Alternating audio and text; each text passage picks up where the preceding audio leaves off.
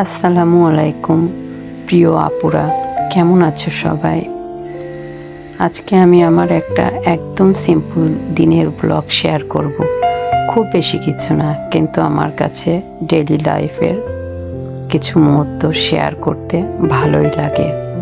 তো সকালে ঘুম থেকে উঠে যে যার মতো নাস্তা খেয়ে বের হয়ে গেল, আর আমিও চলে আসলাম এক কাপ কফি নিয়ে, গরম গরম কফি নিয়ে আমার বারান্দায়। এটা না হলে আমার দিনটা ঠিক মতো শুরুই হয় না। তারপর কফিটা নিয়ে আমি একটু বারান্দায় গেলাম, কিন্তু বেশি সময় থাকিনি। কিছুক্ষণ দাঁড়িয়েছিলাম আর কফিটা খাচ্ছিলাম। ওই শান্ত পরিবেশটাও ফিল করছিলাম, কারণ চারিদিকে ছিল একদম শান্ত। তারপর ভাবলাম যে ভেতরে গিয়ে আমার একটু সেলাইয়ের কাজ জমা আছে, এগুলো করতে হবে, কিন্তু ইচ্ছা করছে না। আবার না করলেও নয়, কিছু জামা আমার পড়ে আছে কাজ করার জন্য। মানে ঝুল একটু বেশি ছিল, বাংলাদেশ থেকে আনা হয়েছিল, তো ঝুল না কমালে পরা যাচ্ছে না। তো আমি মেশিনটা বের করে নিয়েই কাজটা তাড়াতাড়ি করে ফেললাম। আর এই যে কত সুন্দর বাতাসে দেখো পাতাগুলো দুলছে, যেতেই মন চাচ্ছিল না।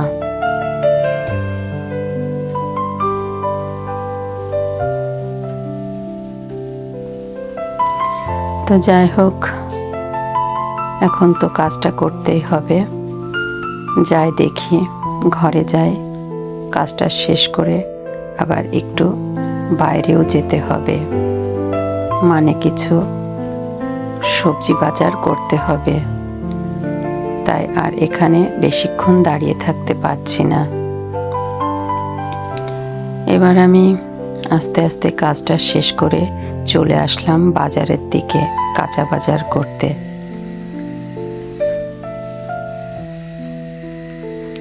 আগে একটু চারপাশটা ভালো করে দেখে নিলাম, কোন দিকে কি আছে, আজকে কেমন কি কি সবজি আছে, কি কি ফল আছে। প্রথমে একটু ঘুরে ঘুরে দেখছিলাম, একটা একটা করে সব কিছু দেখছিলাম।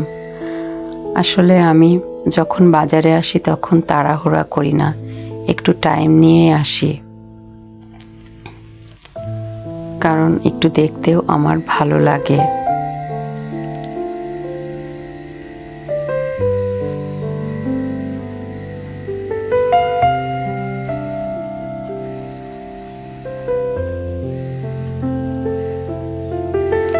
এই যে এখানে কমলা লেবুগুলো, দুঃখিত, কমলা লেবু না, এটা মালটাগুলো দেখছিলাম। মাত্র 4 পিস মালটা, দাম এখানে 498 ইয়েন। তারপর তো ট্যাক্স আছে, অর্থাৎ বাংলাদেশি টাকার 450 টাকা তো হবেই, মাত্র 4 পিস। এখানে আসলে ফল সবজির অনেক দাম, শীতপ্রধান দেশ তো, এখানে তেমনভাবে ফল বা সবজি চাষ হয় না, আর যেভাবে চাষ করে অনেক ব্যয়বহুল, এই কারণে একটু দাম বেশি। এই যে এইগুলো হলো মিষ্টি আলু,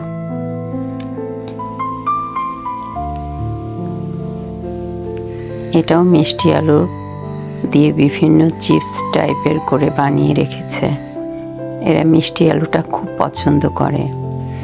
এই যে এইগুলো হলো সবজি, তো সবজি না, সরি, এইগুলো হলো ফলকে এভাবে কেটে প্যাকেট করে বিক্রি হয়, কারণ সময়ের অভাবে এরা কোনো কিছুই বাসায় নিয়ে কাটে না। এভাবে বেশিরভাগ জিনিসই রেডি প্রসেস থাকে, জাস্ট নিয়েই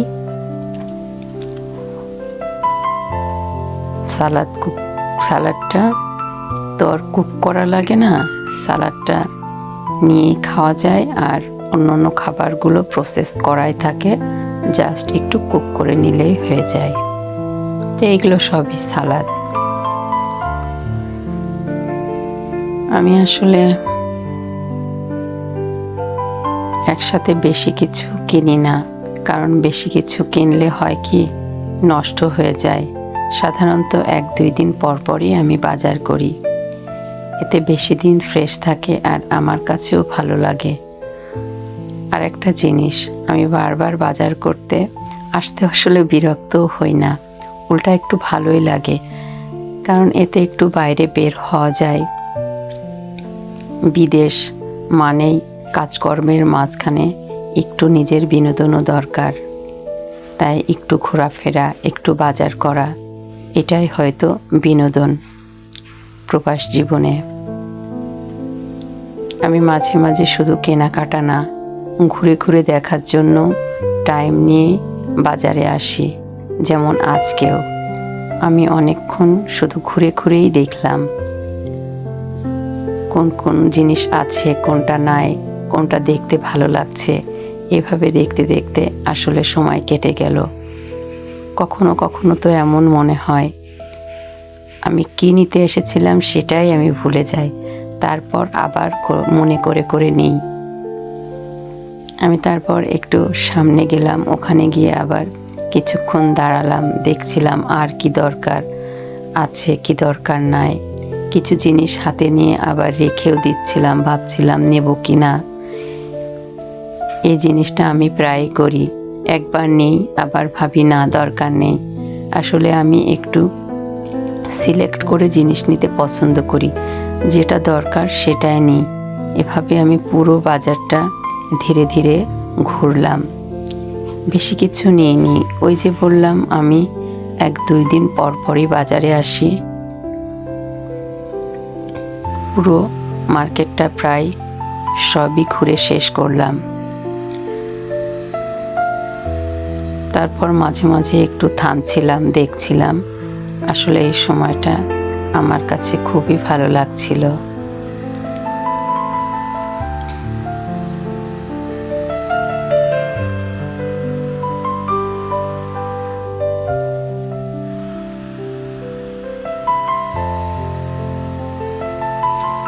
তো এই যে এখানে বিভিন্ন রকম সবজি, ওই কর্নারটায় আছে মাছ। এরপর আমি চলে আসলাম কিছু স্ন্যাক্স আইটেম নিতে, অল্প স্বল্প স্ন্যাক্স। আসলে প্রতিদিন 1-2 দিন পর পরই তো আসি, আমাকে যে অনেক বাস্কেট ভরে বাজার করতে হবে এমনটা নয়। হালকা পাতলা নিত্য প্রয়োজনীয় যে জিনিসগুলো 2 দিন 1 দিন আমার লাগবে, ঠিক সেইটাই আমি নিচ্ছি। ওই যে বললাম অনেক কিছুই অনেক সময় নিয়ে ফেলি, আবার রেখে দিই, মনে করি আজকে তো লাগবে না বা এটা হয়তো আছে। আসলে নেওয়ার থেকে এখানকার বাজারগুলো এত সুন্দর করে সাজানো, মনে হয় সারাক্ষণই শুধু ঘুরে ঘুরেই দেখি। কেনার থেকে দেখার আনন্দটাই আমি বেশি উপভোগ করি। তো যাই হোক, সব কিছু, এই মার্কেটটা হলো 2 তলা। আমি 2 তলা থেকে সব কিছু নিয়ে এবার নিচে চলে যাচ্ছি, মানে বিল সেকশনে। এবার জিনিসপত্রের দামটা পরিশোধ করে আমাকে আস্তে আস্তে বের হয়ে যেতে হবে, বাইরে অনেক বৃষ্টি। এই তো চলে আসলাম বিল পরিশোধ করার জন্য। বিলটা পরিশোধ করতে আমাকে এখানে লাইনে দাঁড়াতে হলো। এখানে এসে আমি আসলে একটা নতুন জিনিস শিখলাম। বেশিরভাগ মার্কেট বা শপিং মলগুলোতে এখানে নিজে নিজেই নিজের বিল নিজেই পে করতে হয়। প্রথম প্রথম একটু কষ্ট হতো, বিরক্তও লাগতো ব্যাপারটা, কারণ আমরা তো আসলে এতে অভ্যস্ত না। কিভাবে আমি এই ভাষা, জাপানিজ ভাষাটা পড়তেও পারি না। তারপর একা একা জাপানিজদের হেল্প নিয়ে করতে করতে এখন ইনশাআল্লাহ শিখে গিয়েছি কিভাবে মেশিনে একা একা নিজের বিল নিজেই পরিশোধ করতে হয়। তো যাই হোক, আমার কেনাকাটার একদম শেষ মুহূর্তে চলে এসেছি।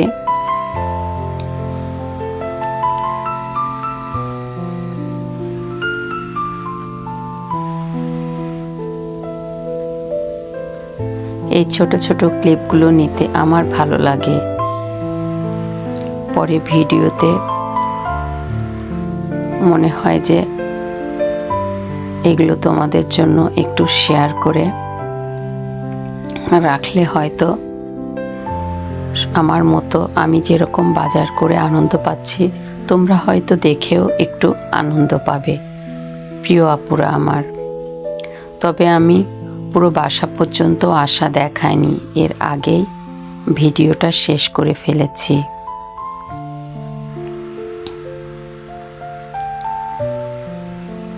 এই তো আমার বাজারের একেবারে শেষ পর্যায়ে আমি চলে আসলাম। তারপর এই যে স্টেশনে এসে একটু বাইরের দৃশ্য উপভোগ করছিলাম। এটাও আমি তোমাদের জন্য একটু ছোট্ট করে ভিডিও ক্লিপ নিলাম। এরপর বাসায় এসে একটু রেস্ট নিলাম আর ভাবছিলাম আজকের দিনটা সিম্পল ছিল, কিন্তু খারাপ ছিল না।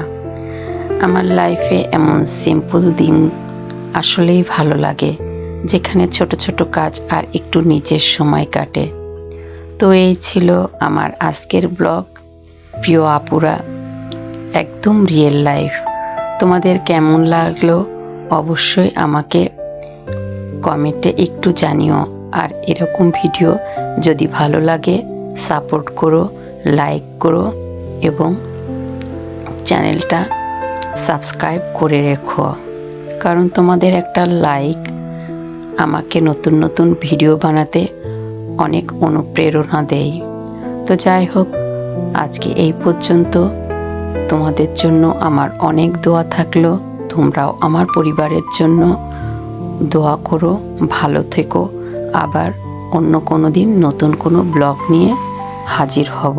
আজকে এই পর্যন্ত। আল্লাহ হাফেজ।